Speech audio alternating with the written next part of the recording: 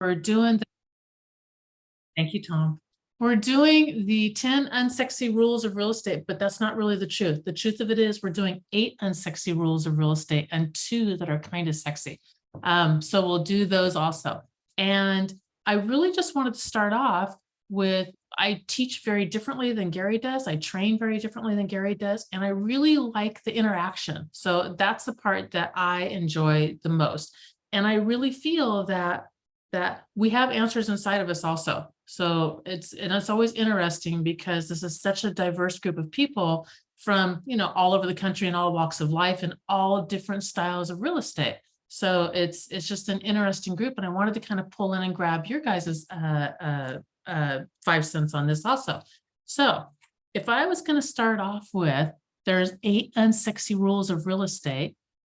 All y'all probably know at least 1 or 2, and I thought it would be cool to open it up. So if I opened it up to an unsexy rule of real estate, somebody pop up with what they think would be an unsexy rule of real estate, and then I'm going to work off my list, and maybe by the time we're done, we'll have 10 or 12 unsexy rules, and we'll still have 2 sexy ones. So what do you guys got? Who's got an unsexy rule of real estate? I feel kind of lost about that. I'm an internal processor, but give me a minute. I'll think about that. Okay. Love it. Love it. All the boring stuff that was really what makes everything really work. The stuff that people, you know what I mean? It's just the unsexy. This is the unsexy side of real estate. Well, okay. I just talked about this morning with my coaching group, and I was like, or the coaching PC leaders. And I was like, agents have to do the WORK. And it's not sexy, right? Because on the TV, they do this and everything's like magic, like this. And like, no, they don't film that you sitting down and maybe you want to do something else and your friends are over here doing that. And it's after 5 o'clock and you want to do this and whatever, so there's definitely something that I think is unsexy. I love that one. I love that. You're right. We do have to do the dang work, and it's not sexy. And it looks sexy because of what we put on social media. Right. Like, oh, we're, but it's really not. Yes. What do you got? And by the way, one more note. I come from a huge family of women, and we walk all over each other all the time. Nobody considers it rude to be interrupted on any level. When I do interrupt other people and they get offended, I'm like, probably gonna again. So feel free just to shout it out. What you got, Chris? It's the paperwork. You always have to get the documents signed, do the documents, get it into the sky slope in this case. But yeah, it's all about the paperwork. So I love that. I have something that's similar on mine, so I'm going to tie into that one. I have down, hang on, where is it? Well, basically, live or die by the dang contract. Live or die by it. So I feel for myself really blessed and lucky because I worked for a year for a builder. I did new construction my 2nd year in real estate. And I only did it because I didn't know how to do real estate. Like I was lost. So I did 4 transactions my first year up in Washington State. You can't live on that. And I really played at being a real estate agent. I was like, look at me, I'm a hotshot agent. But a hotshot agent does not pay the bills because I wasn't doing the work. So I finally decided, well, I'll either go to work at Starbucks or I'll work for this builder who's a gargantuan jerk. He didn't know me. I knew of him though. But he built a really good product. I'm like, well, I can get behind that. Yeah. So I called him every single day for 8 days. By the way, if you want to work for a builder, I don't recommend this. It really pissed him off. So persistence though. Yep. Every single day for 8 days. And just, hey, my name's Gina. And, I want to work with you. And finally on the 8th day, he answered the phone and he's like, would you talk to my broker? I was like, yes, give me a phone number. And called them, started to work for them. But here's the deal. If you screwed up as a site agent, if you screwed up the contract, it came out of your cut. And as a site agent, you don't have a huge cut anyway. And so I watched some of the other agents who lost their entire commission because they wrote that they screwed up on the contract. Wow. And I thought, well, that is never going to happen to me. Right. And so I took my contract, the whole entire thing, and I read all the way through it. I highlighted what I didn't understand, went and found the answers. In this case, I would tell you normally to go to the broker, which I would tell you to go to the broker. In this case, the broker wasn't much help. So I found my answers. And then I kept on doing that until there wasn't anything highlighted anymore. That's perfect. I never paid a dime out of my commission, ever paid a dime for that. I did pay for other stuff, but I did not pay for screwing up a contract. That's And awesome. yeah, thanks. I actually had a girl when I was a team leader and called me up and was telling me about this story where she had written she was on the buyer side, wrote up the contract, California, and something happened to the house, like on the day that everybody was going to sign for closing.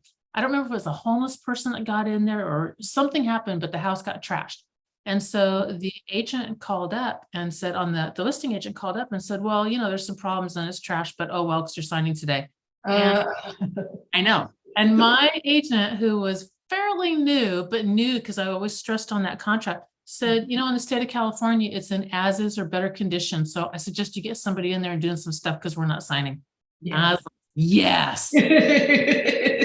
Yeah. So live or die by your contracts. That's right. I love it.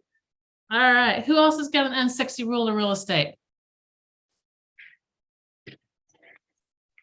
I would say having to be available like 24/7. Maybe that's two of them. Being available 24/7, kind of always on call, no matter what, as we sort of always are, and doing that for inconsistent income because it's a commission-based business. So I guess that's two. But I love that. I love this. You guys have stuff that's not even on my list. This is so cool. All right. So I'm called 24/7. My mom called me up and said, I want to be a real estate agent. And I'm like, do you? She's like, yeah. She goes, it looks really easy. And I'm like, uh-huh. I said, she saw that commercial. Exactly. Like, you'll never be able to go to the grocery store again without full makeup on and your business cards with you. And she was like, oh. Yep. She's like, I want to be an agent. No, you don't. So Gina, you just mentioned that would be a great unsexy rule because like it is a challenge sometimes. I'm like, well, I don't really want to go out right now because that's an hour getting ready and I like my time right now if it's on a Saturday. And I guarantee you, if you do go out and you look like crap and you're in like jammy bottoms and a tank top, you're going to hear 3 conversations about real estate and then trying to sell their $1 million house. I'm telling you, it's going to happen. Well, too, when you do look like that, you appear less imposing or threatening to people as well. So you're destined to meet your everybody. Half your CRM is at the damn grocery store. That's right. That's right. Yeah. Gotta drive to the next county to go get milk. That's what you gotta do. Uh-huh. Right. Very sad. I do have one that kind of ties into that. And so it's one calendar to rule them all. So for me, this was a really unsexy train wreck of a mess because I had a family calendar and a business calendar, and I was double booked and triple booked constantly. And so the family calendar got tossed, everything got put into one calendar only, and then that was it. It was one calendar, and if you wanted to do anything with me, you better calendar it, because if it's not in that calendar, it doesn't exist. Not exist. Yeah. Very good point. Yeah. All right. Who's got another one? Who's got something else that's like an unsexy real estate? Bad news when it has to be delivered needs to be done in person or by phone. Yeah, that's right. Text and email is not going to cut bad news, and you have to take the lead That's on right. giving the bad news and saying, okay, this is where we move forward from here. Mhm. Because if you're third in line, you've lost a lot of credibility. That's really good. Yeah. Really good. Yeah. That is so good, Tom. The worse the news, the closer to belly you need to get. Mhm. So it's belly to belly, and then phone, and then probably text, and then maybe Facebook messaging, and then maybe smoke signals or something like that. Yeah, I agree. And I think like the text message would be, hey, when can we meet or when can we talk? It's not, because you really need to be with them. So I think about that is anytime you have bad news, or you're like looking at a persuasive opportunity. So you're your listing appointment, or hey, I want a price reduction, and get in front of them. And like anytime you have to persuade them in any way. So that's kind of how Yeah, belly to belly. The day is coming also. Well, it was definitely here, and I'm assuming it's going to come back again. I'd be shocked if it didn't. When you'll have to deliver bad news every single week. And that news is your house didn't sell, your house didn't sell, your house didn't sell, your house didn't sell. And I got to tell you, my creative muscles, like I feel like one of my superpowers is being able to deliver bad news in such a way that people are really happy they got it. And it was really, really hard because so I had 85 listings and they weren't selling. Oh my gosh. Every week I made a promise that I would contact them and let them know what was going on. They also got they got an automated thing that they thought was for me. That was a really cool chart and web traffic and all that. So they got that, but they also had to get something from me that was basically your house hasn't sold again. Right. It's hard. It's really, really hard to deliver that in a way that is creative and hopeful still. It's the same thing when your buyers lost another property again. Right. Already. Yeah, same thing, just flip side of it. Yeah. Hear from you creative ways. The creative ways to Yes. deliver bad news. Like, you want examples? Yes. Oh, put me on the spot. Okay. All right. The report that we used was a web traffic report. And then, we also use showing reports and things like that. So the web traffic report, if I could show that by reducing the price of that, adjusting the price of the home, their web traffic had gone up, that was one of the good news that we delivered. Look, I know we haven't sold yet. We didn't get an offer in this weekend, but I do want to let you know that you're getting much closer because our web traffic is increasing. The other thing is the standard rule of 10 showings. Usually you'll get your offer within 10 showings. If you don't, you're overpriced. And 2 weeks, no showings, you're overpriced. So either one of those was a great conversation to have that price adjustment conversation to get closer. And then there's another graph that I used, which was a target, which I created. And then the bullseye said 1 to 3%.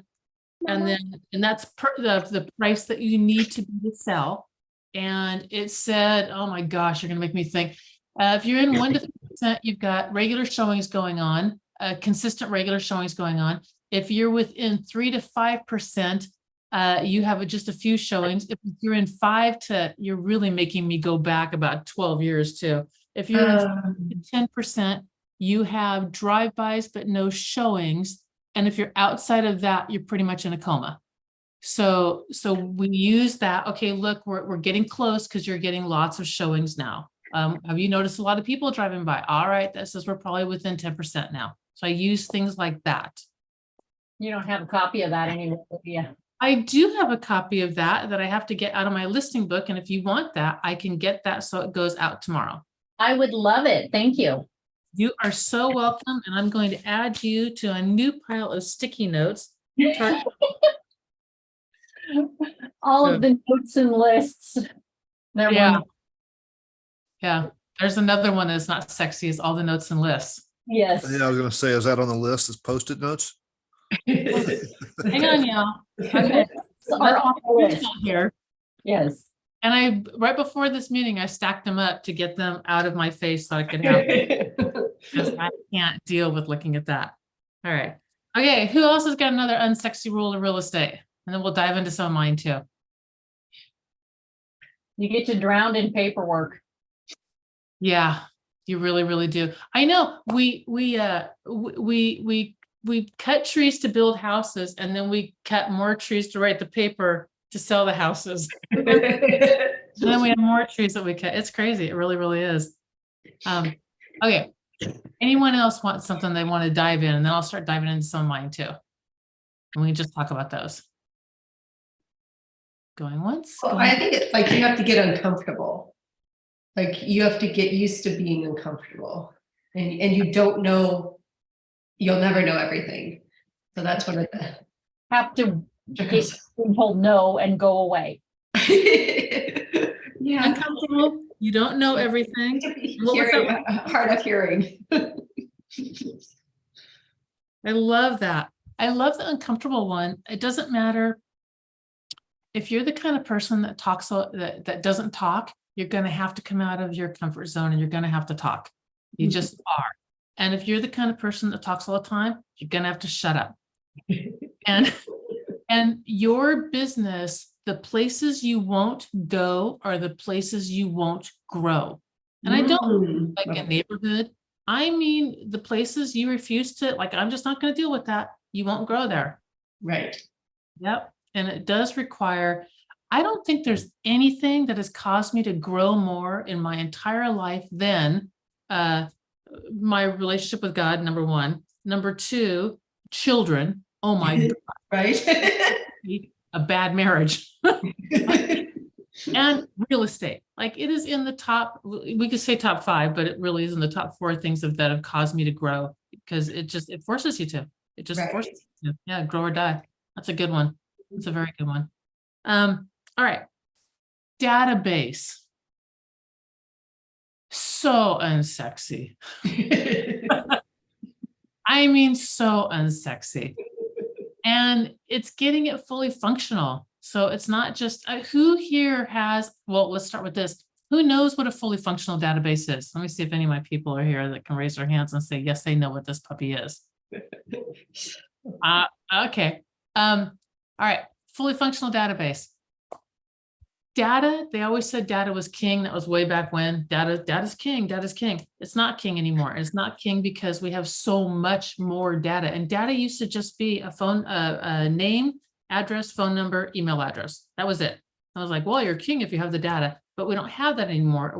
That's not true anymore, because now we can see what people are looking for. And like Amazon and everywhere else has little ads that follow you all over the place, which is somewhat creepy. So it's really much more about our exact habits and what's going on there. So the raw data is just the raw data.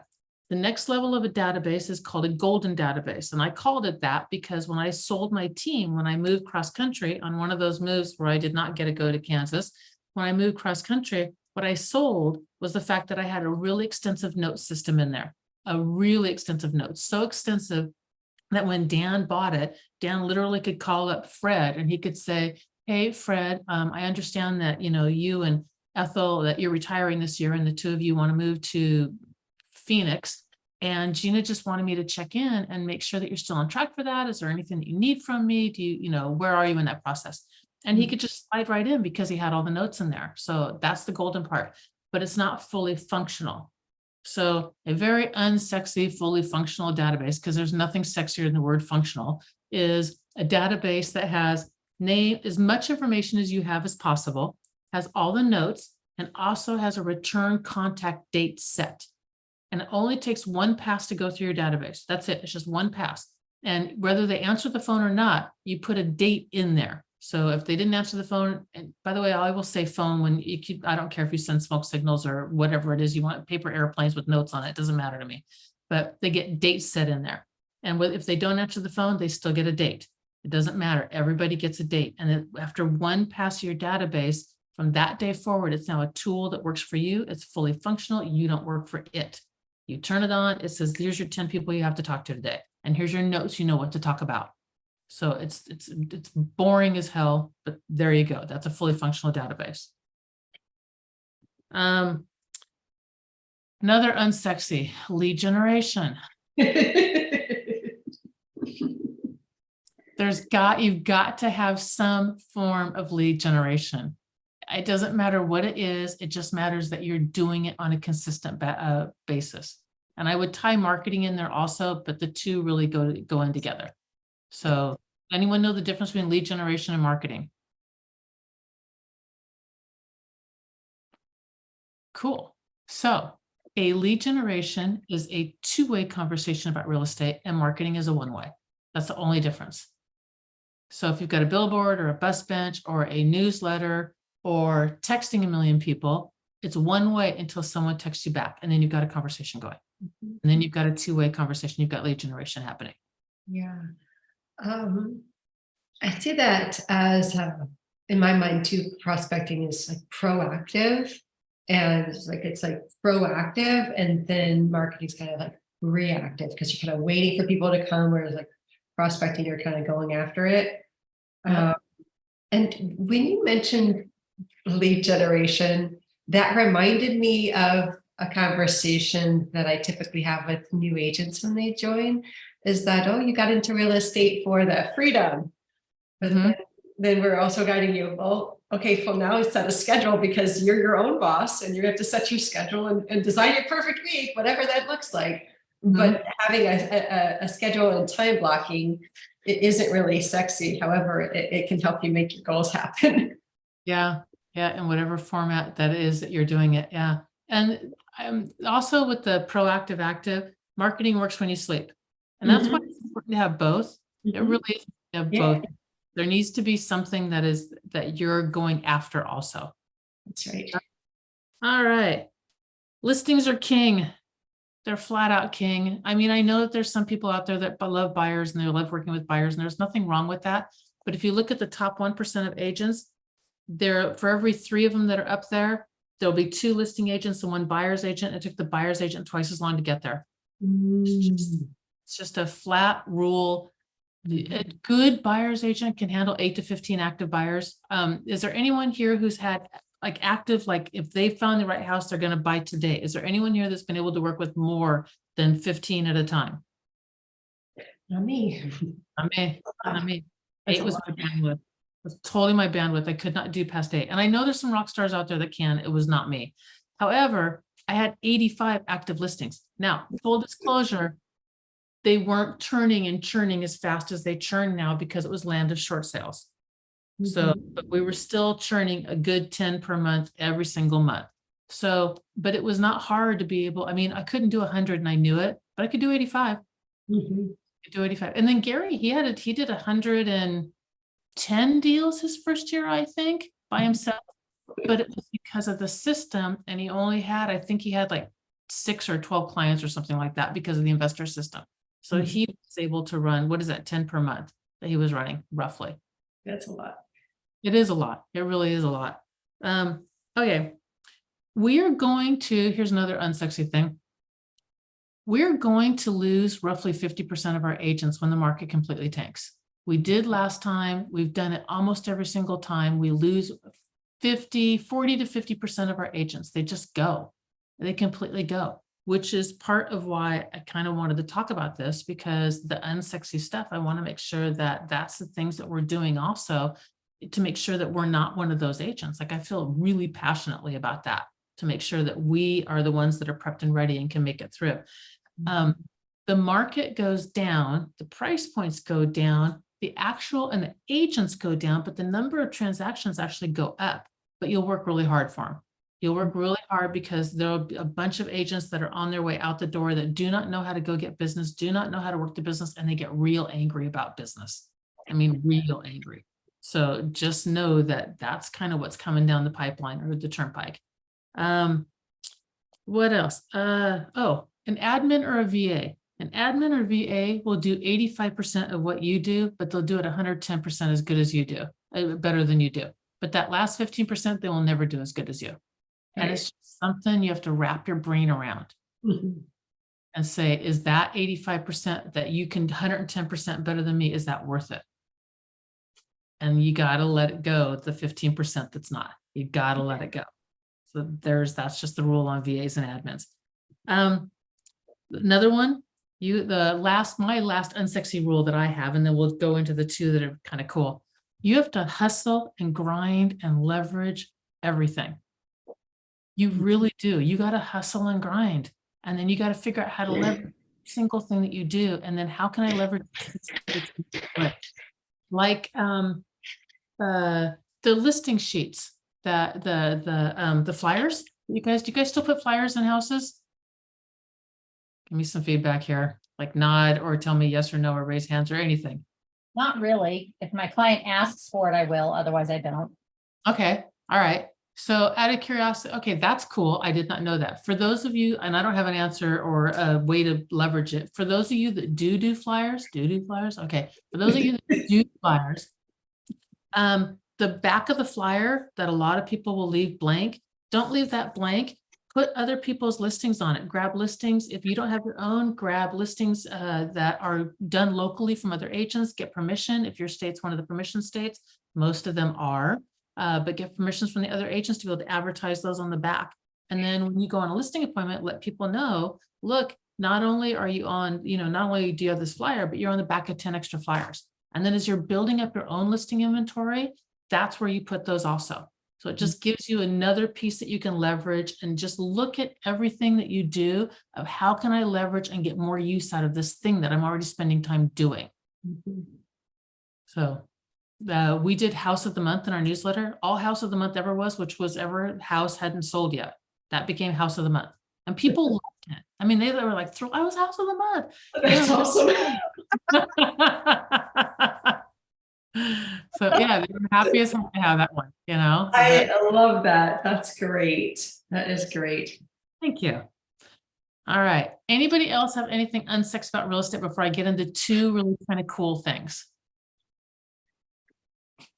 All right, we're going to dig into our two cool things.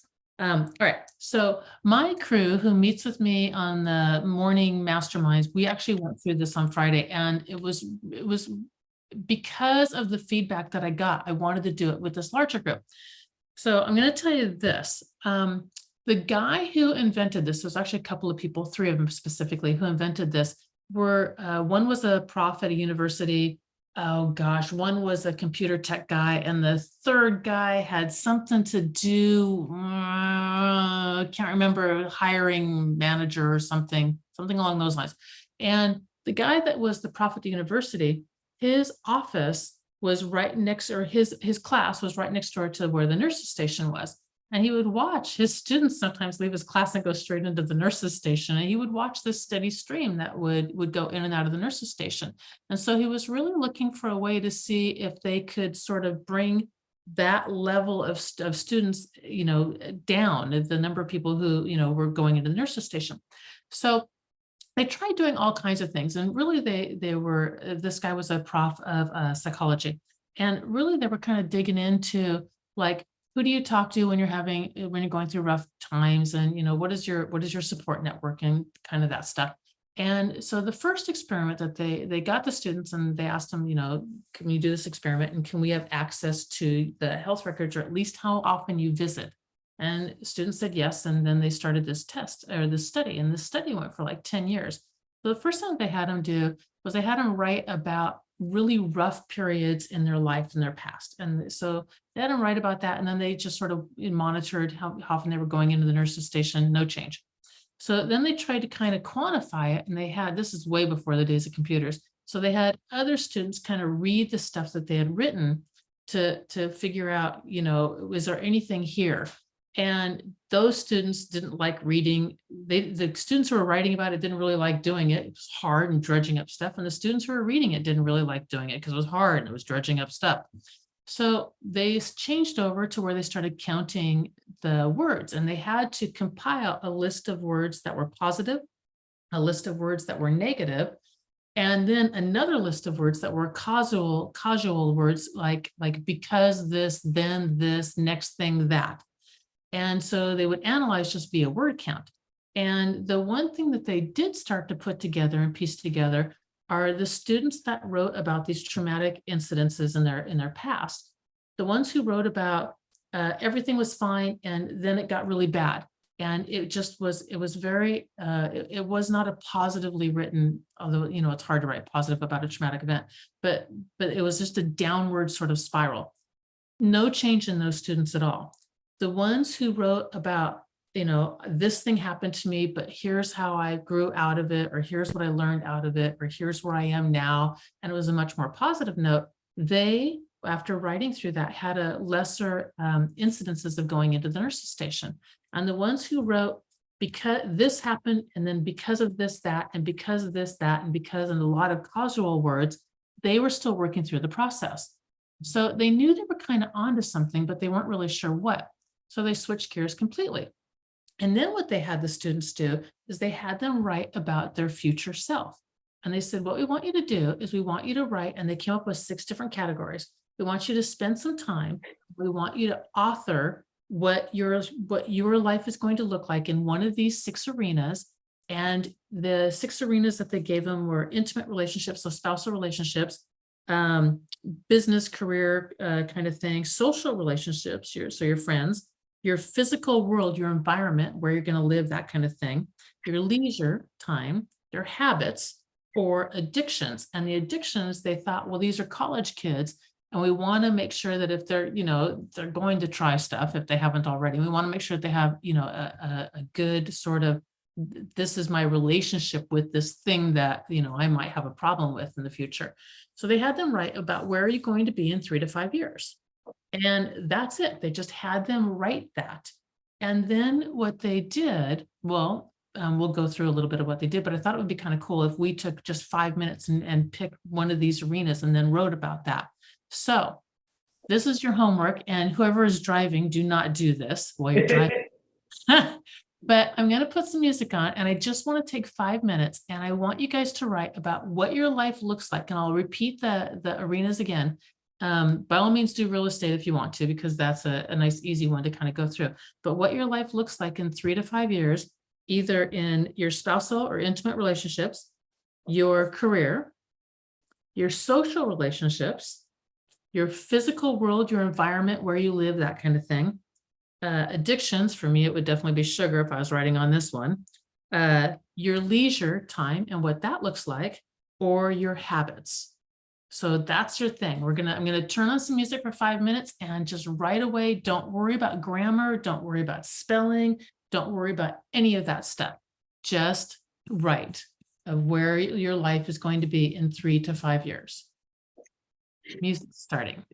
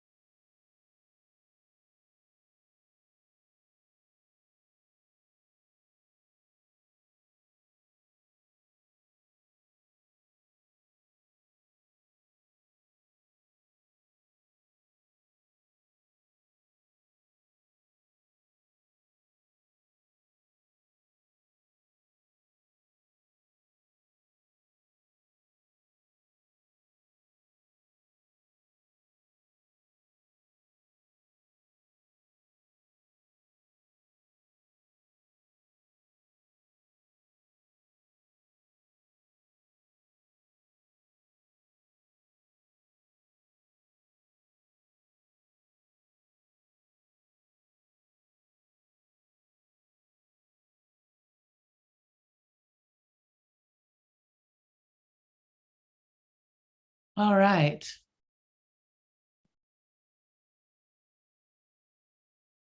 So, who has something that they would like to share? No, Tom, you don't. He's not gonna share. I'll go first if Okay, anyone you else go. wants And then it. we'll go through kind of the ramifications and what happened out of this and then how to take it that next level. Yeah. So, I've put on some weight. So for me, I put that, I'm in the best shape of my life. I feel great and I'm full of life. I look and feel younger than ever, and I'm very comfortable in my own skin. I'm lean and muscular. I'm comfortable. I already put that. I'm comfortable in my own skin. I feel proud of my body. I'm even comfortable in a bathing suit. So that's a big goal. That's a really big goal, but that's what I meant. I love that. I absolutely love that. That is a very cool thing. Thank you for sharing that, Melanie. Awesome sauce. Does anyone else have like parts of theirs or anything that they want to share? And I'll kind of walk you through what happened after they did this experiment.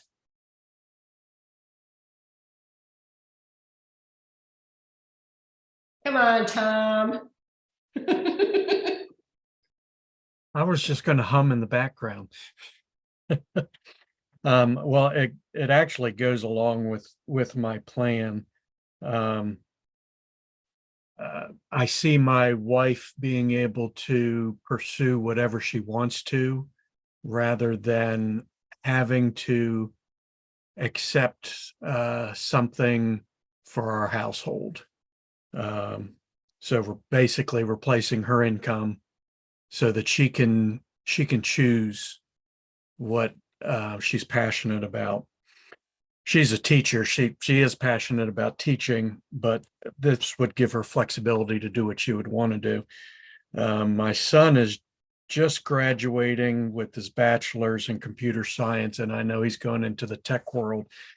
But I also want to make sure that he has an investment background similar to what Gary did right out of college, so that he has the freedom if he's in a situation where he's got to decide on morals and ethics, and he says, no, I don't need the income from this job, goodbye.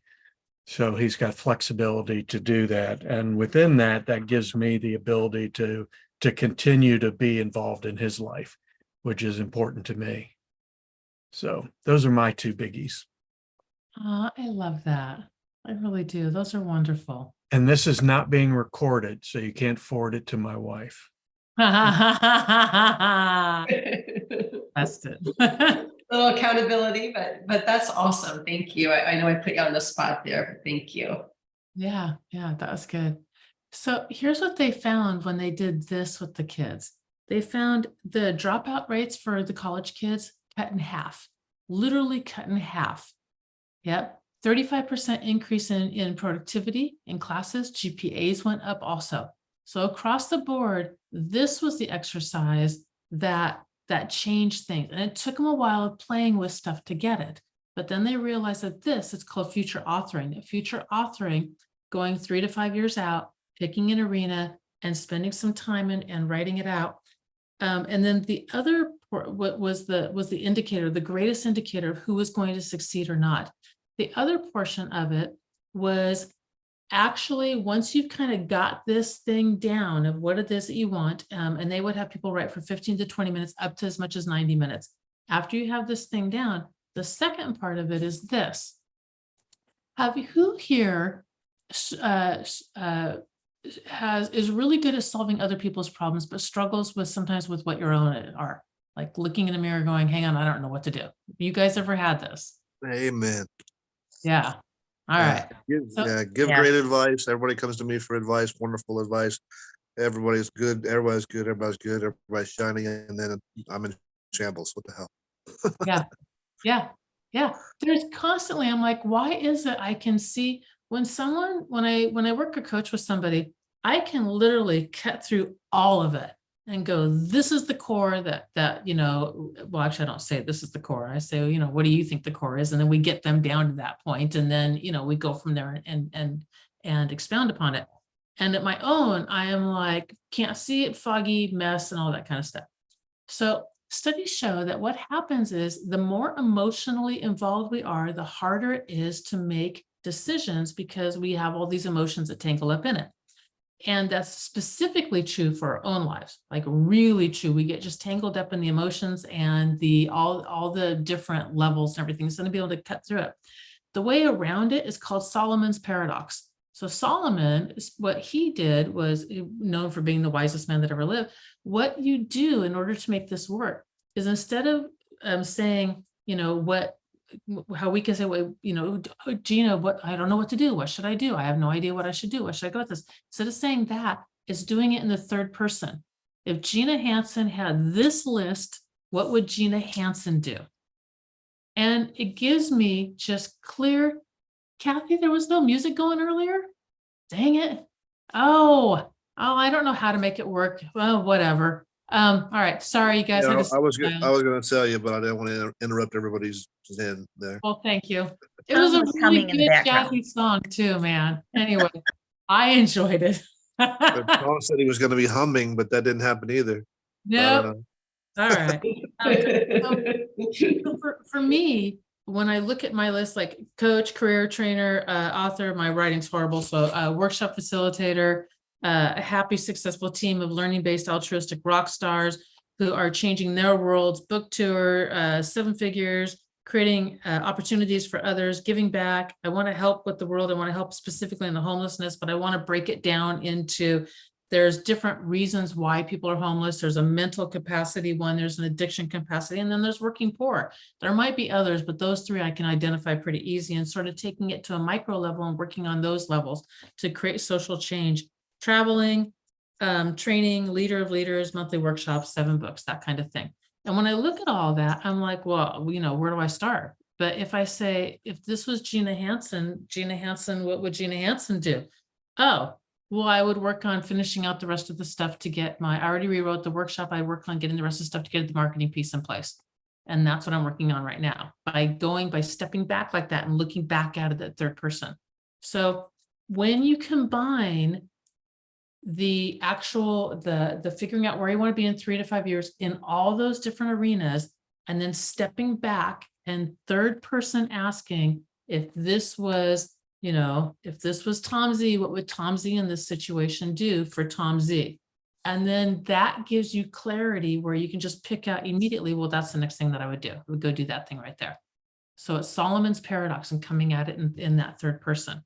So huge indicator of success.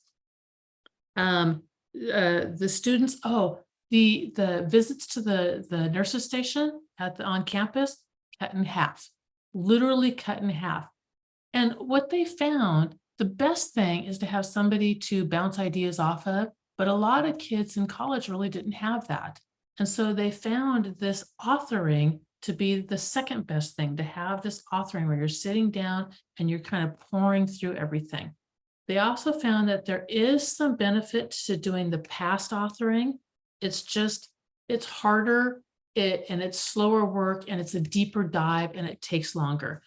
There's nothing wrong with it. It just took a lot longer process than what they saw. The future authoring was almost instantaneous.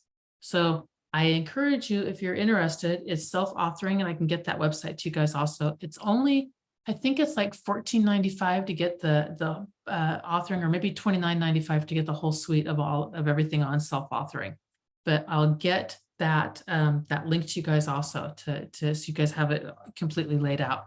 But the highest indicator of success is that future authoring, is that, and then having the plan and going after the plan with it. That combination, very, very powerful combination. So, all right. Anybody else want to share or any thoughts or anything on this?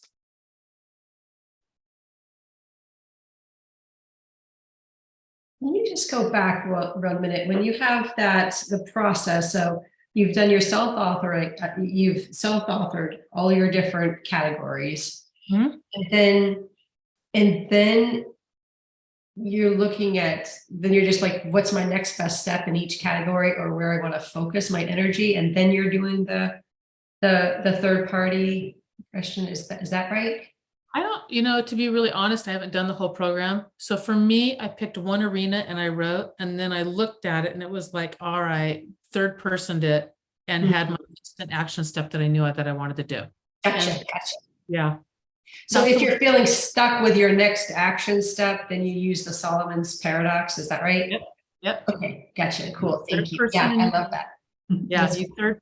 Go ahead. I'm sorry. yeah, that's cool. I love that. Thank Love that you. when you're stuck. Thank you very much. It's really been helping with the stuff that just in my own life of with what is my next thing step on this. And that Solomon's paradox, that was like the key of, oh, that's why. Other than that, bouncing it off some really good people and going, dang, what's my, and they can see too. You know what I Yeah, mean? tell me what to do. So the reason why I wanted to talk on this, I don't know if you guys have run across this, but I know I have. I would not look inward. I would look for answers outside, and I would read everything that I could get my hands on. Like I would try this and I would try that. I would try this and I would try that. And there's nothing wrong with that step. It didn't answer the initial question. And the initial question might have been like, what should I do? That kind of a thing. And when I took time to finally realize that my answers were inside me, and to stop and to process through and figure out where I wanted to be and what I wanted it to look like, then I can go seeking for the skills that maybe I don't have to go that direction. So I had to stop. Instead of grabbing at a million different things, I had to stop and say, what I really want to do is, for me personally, is I want to write a workshop and a course and a book. That's what I really want to do.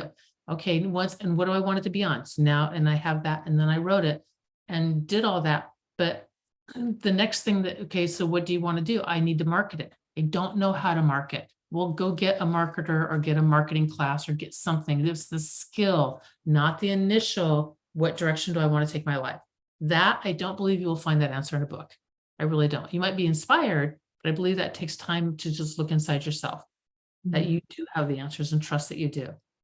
And so third partying it was part of that process to figure out what that was that I wanted to do with my life when I grow up.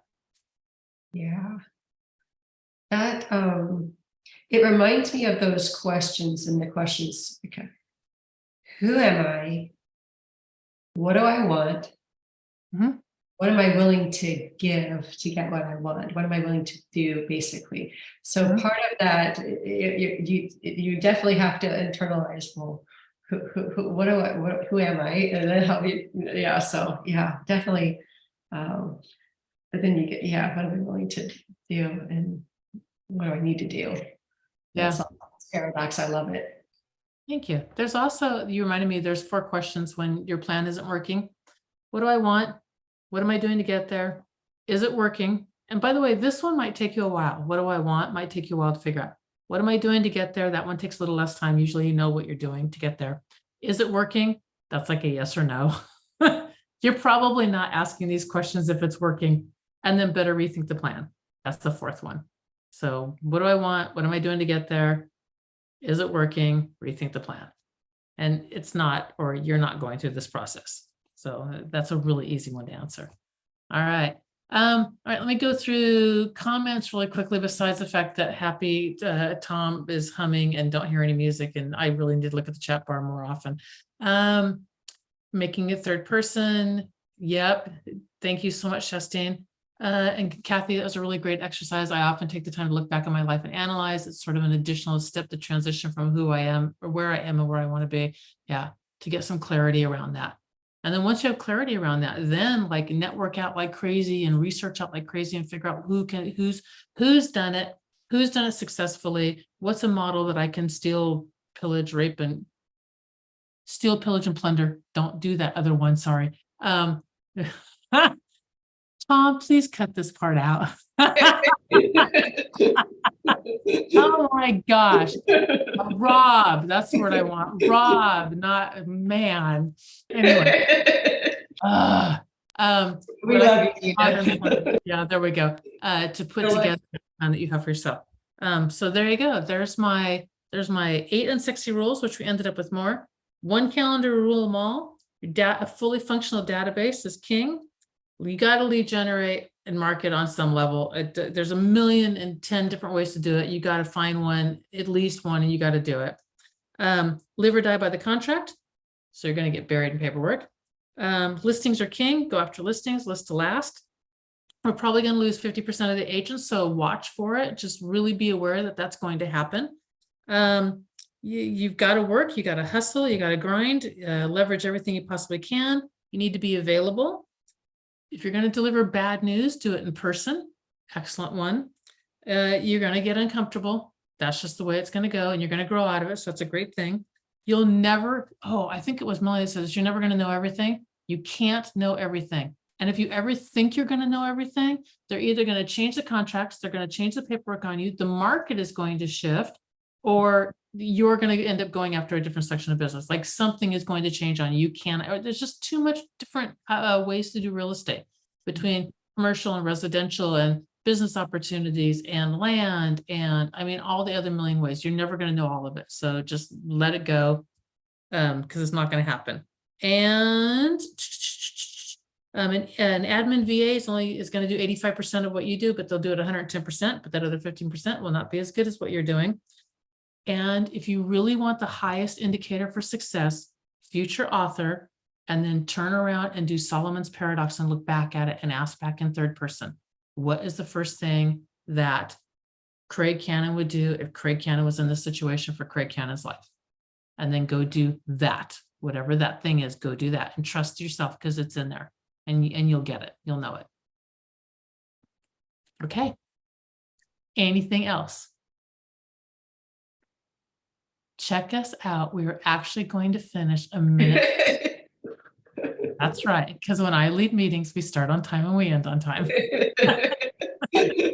Awesome meeting. Hey, Gina. Thank you very much. Yeah. Craig? Hey, this is Craig. So I got here late and my I'm listening in on my phone, so I had to go out a couple of times and come back in because my volume wasn't, my mic wasn't working or whatever. I couldn't listen. So with that being said, can you go back over everything that you said tonight? We have half an hour. I have no Very good, Craig. That is good. That's very good. I'll catch the replay. Yeah. Trying to make Sorry, I sure missed we end up late, right? Yeah, Yeah. exactly. Yeah, you know, Gary's gonna be calling me in like 45 minutes and asking me if I'm still doing the meeting or not. Like, dude, we're so past dessert in this house. Phone. Yeah. You'll make me really freak out, but just quit answering the phone. Oh, Yeah, Oh don't my answer the God. phone. And then right Oh. when I send him a message, we've got it, you're covered, it's okay. he's so cute. He is adorable. He really, really is. So, Yes. all right. I am going, if he does call me again, though, I'm going to tell him seriously, go take your vacation. Tomorrow he's watching like a space shuttle thing or something like that. And I mean, I even set him up with where to go, what restaurant to go to. If you're not, he's going to do it there. But I'm like, if you're not, go to this restaurant. It's perfect viewing. So, all right. Anybody else have anything that they want to bring up or points they want to make or anything else that they got? All Yep. right. Thank you for indulging me. And thank you for allowing me to come do this in the absence of our great and illustrious leader behind the curtain, who normally takes such good care of us. I appreciate all of you, and I hope that you have an amazing rest of your days. And if you want to drop a line and let me know how Solomon's Paradox is working for you or your future authoring, be massively interested in that. That kind of stuff, I just love that kind of stuff. I really think it's amazing, and I know it's definitely changed my life. My last thing I'll tell you is my Not Another Winter story. So I lived in Washington State, and I'm a firm believer in writing down your goals. And I wrote down in front of my face, sorry, where's DJ, my Albany, Oregon girl. I wrote down, and with Chastain, my Vancouver Yep. one. Yep. I wrote down not another winter. And that was in front of my face. I wrote it down in winter. We had 2 bad winters in a row and I couldn't deal with it anymore. So I wrote not another winter. My husband came around the corner and he said, "What is that?" Scrawled on a piece of paper. I said, "Not another winter." He said, you can't do that. And I'm like, I can do whatever I dang want to, and I'm not doing another winter here. And he's like, no, that's not cool. We bought this house in his name with one of those first time home buyer tax credity thingies. And we have to, we have to stay another like 9 months or whatever. And I'm like, no, we don't. Like, we just can't sell it. Like, that's all we can do, but we don't have to be here. So, and then I promptly really didn't think all that much about it. I just put it in front of my face and I stared at it. I mean, it was just there in front of me 24/7 as I was working.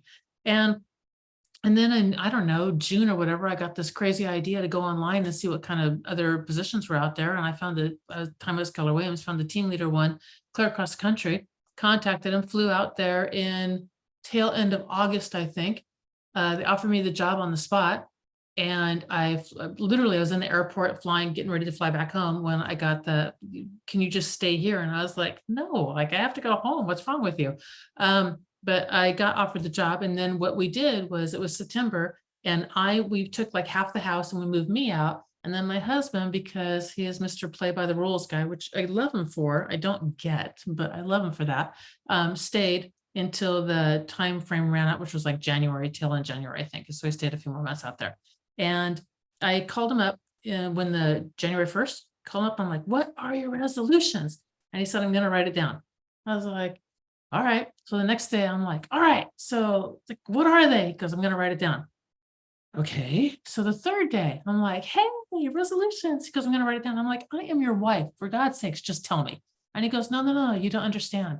He goes, you wrote down not another winter, and you're in Virginia. And Tom, that year in Virginia, it was like 75 degrees. It was a very unusual Virginia wintertime. And everyone told me this is not normal. I did not believe them. But I kept on taking pictures of the 75-degree temperature thermometer thing and sending it to him while he was in the middle of an ice storm. And he said, you wrote down not another winter, and you're enjoying 75 degrees. I'm stuck in my third ice storm of the season, and I'm going to write down my stuff. And I was like, oh. So I highly encourage you, whatever you come up with, to put your not another winter in front of your face, because somehow it just gets inside your soul and it just changes, and you will find yourself doing things that don't make any sense, but it aligns up with that thing that you said was true, and it will just start to happen. So not another winter. All right. Love that story. Thank you, Gina. And thanks for tonight. It was great. Thank you. You're welcome. All right. Thanks, Gina. So powerful. You're welcome, Shastine.